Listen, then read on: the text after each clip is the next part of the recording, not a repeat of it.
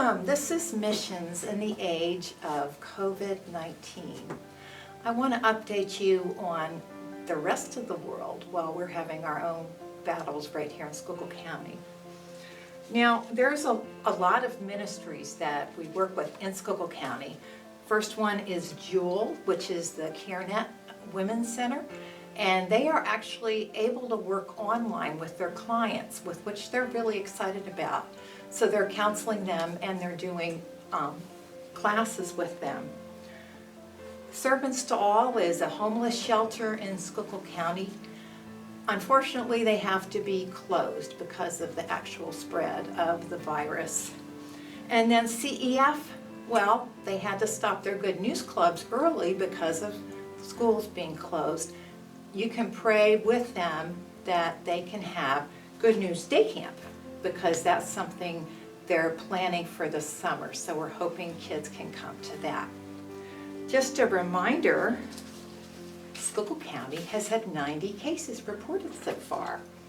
But I want you to see there are other places that have problems.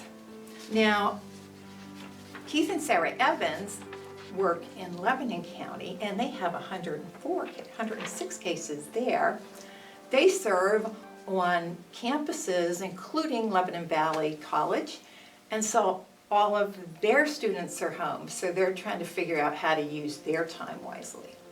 The next and the last one we have in Pennsylvania is Joe Toy, who, if you remember, he works on the streets not only in Philadelphia but at different events like Mardi Gras and the Super Bowl. So we're trusting that Joe wasn't exposed at Mardi Gras, and he and his wife live in Delaware County. See how much is there? 708 cases. They're down near Philadelphia. Now we're going to go around the world now, or at least south. We're going to go to Brazil. If you remember, Dave and Conce Roof live in Brazil, and I just contacted Dave the other day via email, and this is what he told me. He said that they are able to voluntarily stay at home. Their neighborhood has a very low infection rate, and they were trying to have prayer meeting by Zoom, just like we've been doing here at Bethesda. And you can see Brazil has a lot more cases than some of the other places, 11,494. But guess what? I forgot 2 United States missionaries. One of those is North Carolina with Dan and Mary Lynn Wells. I don't have a report on them, but I'm imagining they're doing all right down there.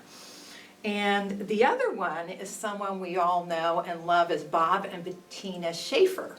Now, if you remember them, they are from the New York City area.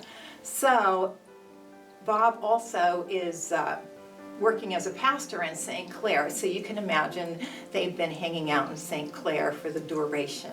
So we're thankful they can be somewhere else. Now, as we think about the rest of the world, I want you to look at the Stoltzfuses. They're pretty new to us, and they are working in Kenya. Now, in Kenya, there's only 158 cases diagnosed there. Stoltzfuses work at Rift Valley Academy, and when they found out that the virus was coming, they immediately tried to get all the kids off back to their parents. And the airports were shut down in Kenya right before the last kids got out of the country. So we're really grateful that they could be there, and we want to remember the Stoltzfuses who are still there in Kenya at Rift Valley Academy. Now, I already mentioned Brazil, but we want to talk about a couple of other countries. We have India. That's one of the churches we support. That's part of our evangelical congregational group. 4,553 in India. Now, I'll talk about that in a minute, because I want to talk about these 2 other countries too. We support our Liberian church, and you see there's only 13 cases listed there.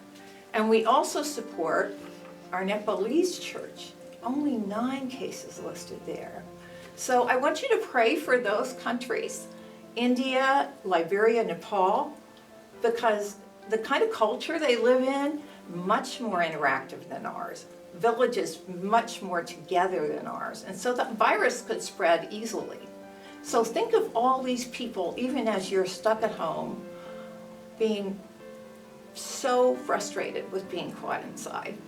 Think about these people and pray that they manage their health so that they can be less infected by the virus. And just a reminder, don't forget to wear your mask.